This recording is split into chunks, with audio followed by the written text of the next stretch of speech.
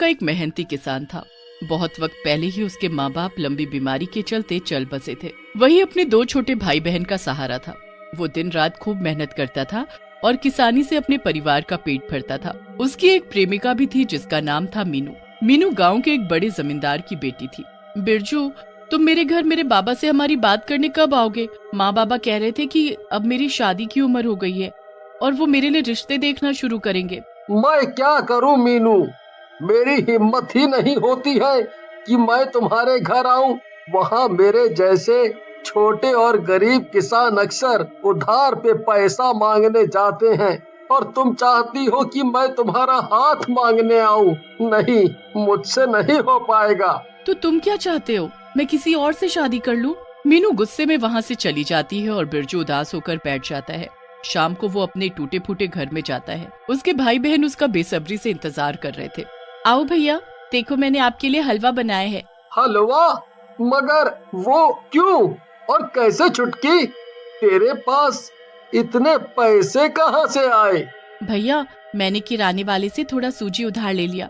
कल तुम्हारा जन्मदिन है ना, तो इसलिए हम आज रात 12 बजे इस हलवे को जमाकर इसका केक बनाकर काटेंगे। अपने घर की स्थिति देखकर बिरजू की आंखों में आंसू आ जाते हैं, लेकिन साथ ही वो अपने भाई बहन का इतना प्यार देखकर बहुत खुश होता है। थोड़ी देर में 12 बज जाता है और बिरजू की बहन हलवा लेकर आती है। चलो भैया, अब इसे काटो। नहीं नहीं दीदी, रुको, कोई और भी आने वाला है। इतनी देर में वहाँ मीनू आ जाती है। क्या मेरे बिना ही अपना जन्मदिन मना लोगे बिरजू? मीनू, तुम यहाँ इतनी रात को क्या कर रही हो? नहीं नहीं, तुम्हें यहाँ नहीं आना चाहिए था। तुम्हारा जन्मदिन है पगले, मुझे तो आना ही था। चलो, ज्यादा वक्त नहीं है, अब जल्दी से प्यारा सा केक काटो। बिरजू केक काट कर सबको खिलाता है। ये लो बिरजू, तुम्हारा तोहफा। इसमें क्या है मीनू? ओह, ये तो एक लॉकेट है। इसमें तो हम सब की तस्वीरें हैं। तुम्हारा बहुत बहुत धन्यवाद मीनू। मेरे छोटे से परिवार की ये तस्वीर बहुत प्यारी है। ध्यान देना बिरजू, अब इस परिवार में मैं भी हूँ, इसलिए इसमें मेरी भी तस्वीर है। बस अब तुम मुझे जल्दी से शादी करके यहाँ ले आओ। बिरजू मीना को गले लगा लेता है और थोड़ी देर में वो वापस चली जाती है। बिरजू का रमन नाम का एक पड़ोसी था जो कि मीनू को बहुत पसंद करता था। रमन को मीनू और बिरजू की नजदीकियां पसंद नहीं थी और उसने मीनू से अपने दिल की बात कही थी, पर मीनू ने उसे साफ मना कर दिया था। इसके बाद रमन अंदर ही अंदर बिरजू से जलने लगा था। उसने मीनू को आधी रात को बिरजू के घर से निकलता देख लिया था। उसने अगले ही दिन जाकर मीनू के पिताजी को सब बता दिया। मीनू, तुम्हारा दिमाग ठीक तो है?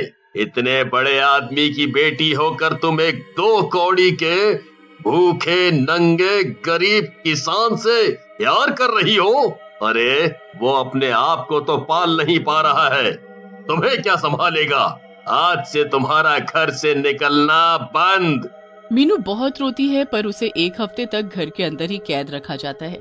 1 हफ्ते बाद वो किसी तरह चुपके चुपके बिरजू के घर पहुंचती है तो वहाँ का माहौल देखकर दंग रह जाती है। दीवार पर बिरजू की तस्वीर पर हार चढ़ा हुआ था।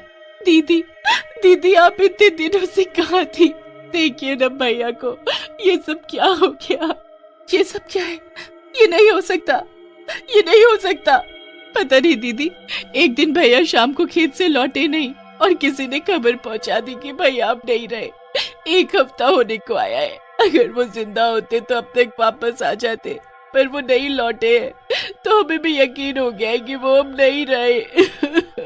इतना कहकर बिरजू के छोटे भाई बहन फूट फूट कर रोने लगते हैं और मीना भी बहुत रोती है। थोड़ी देर बाद वो अपने घर लौट आती है। तुम मेरी इजाजत के बिना बाहर कैसे गई थी? मैं जल्द से जल्द तुम्हारी शादी कराऊंगा ताकि ये सारा तमाशा बंद हो जाए। मीनू कुछ नहीं कहती और चुपचाप अपने कमरे में चली जाती है। रात काफी हो गई थी। बिरजू के बारे में सोच सोच कर उसे बहुत रोना आ रहा था। अचानक उसे ऐसा लगा जैसे खिड़की के पास बिरजू खड़ा है। मीनू लाइट जलाकर देखती है तो उसे कोई नहीं दिखता है।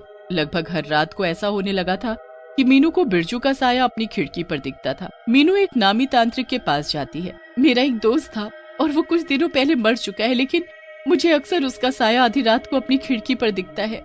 कई बार ऐसा होता है बेटी कि आत्माओं को शांति नहीं मिलती है। जरूर बिरजू की आत्मा तुम्हें कुछ बताना चाहती है। पर मैं कैसे उससे बात करूं? मुझे कोई रास्ता बताइए। उससे बात करने के लिए तुम्हें उसकी दुनिया में जाना होगा बेटी। क्या? तो क्या मुझे मरना होगा? नहीं बेटी, मरना तो नहीं होगा, मगर उससे भी खतरनाक काम करना होगा। मैं अपनी शक्तियों का इस्तेमाल करके तुम्हें आत्माओं की दुनिया में भेज सकता हूँ और वहाँ तुम्हारी आत्मा जाएगी, पर तुम्हारा शरीर यहीं रहेगा। बिरजू तुम्हें वहीं मिलेगा और वहीं तुम्हें पता चलेगा कि आखिर उसकी आत्मा क्यों भटक रही है। ठीक है, मैं बिरजू की आत्मा को मुक्ति दिलाने के लिए ये करने को भी तैयार हूँ। अगली रात को तांत्रिक और मीनू फिर से एक खाली जगह पर मिलते हैं। बेटी, मैंने सब तैयारी कर ली है, तुम तैयार तो हो ना? हाँ, मैं तैयार हूँ। ठीक है, अब तुम यहाँ बैठ जाओ और हाथ में ये धागा बांध लो। इस धागे की मदद से तुम इस दुनिया से जुड़ी रहोगी और वापस आ पाओगी। मैं अब तुम्हें आत्माओं की दुनिया में भेज रहा हूँ। वहाँ जाके तुम जल्दी से बिरजू से मिलकर वापस आ जाना। देर मत करना बेटी, वरना तुम लौट नहीं पाओगी। फिर तांत्रिक मीनू को आत्माओं की दुनिया में भेज देता है। ओह, यहाँ तो बहुत अंधेरा है, पता नहीं बिरजू कहाँ होगा। मीनू अंधेरे में आगे बढ़ती है और तभी उसे बिरजू की आत्मा दिखाई देती है। बिरजू, ये सब क्या हो गया? मीनू जोर जोर से रोने लगती है। मुझे बताओ बिरजू, तुम्हारा ये हाल किसने किया? मीनू, तुम्हारे पिताजी और रमन ने। क्या?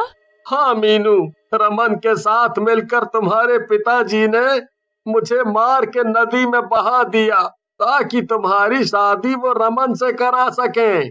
मेरी आत्मा इसलिए तड़प रही थी क्योंकि ना मेरा अंतिम संस्कार हुआ और ना ही मुझे मुक्ति मिली। तुम फिक्र मत करो बिरजू, मैं तुम्हारी आत्मा की शांति के लिए पूजा कराऊंगी और तुम्हारे कातिलों को सजा भी दिलवाऊंगी। इतनी देर में उस अंधेरी जगह पर बहुत तेज हवा चलने लगी। मीनू, यहाँ का माहौल कुछ ठीक नहीं लग रहा है, अब तुम्हें यहाँ से फौरन जाना होगा। मीनू आखिरी बार बिरजू की आत्मा को गले लगा लेती है और वहाँ से वापस असली दुनिया में आ जाती है। बेटी, तुम ठीक तो हो? हाँ, मैं बिल्कुल ठीक हूँ और अब मुझे क्या करना है ये भी एकदम साफ पता चल गया है। अगले दिन मीनू पुलिस स्टेशन में जाकर सब सच सच बता देती है और पुलिस रमन को धर दबोचती है। रमन पुलिस की मार खाकर सब सच सच उगल देता है कि उसने बिरजू को किसके साथ मिलकर मारा। पुलिस तुरंत मीनू के पिताजी को भी गिरफ्तार कर लेती है और दोनों को जेल हो जाती है। जाते जाते मीनू के पिताजी उससे कहते हैं, ये तू क्या कर रही है मीनू? तू अपने बाप को जेल भिजवा रही है? मत कहिए मुझे बेटी, एक मासूम इंसान का खून किया है आपने।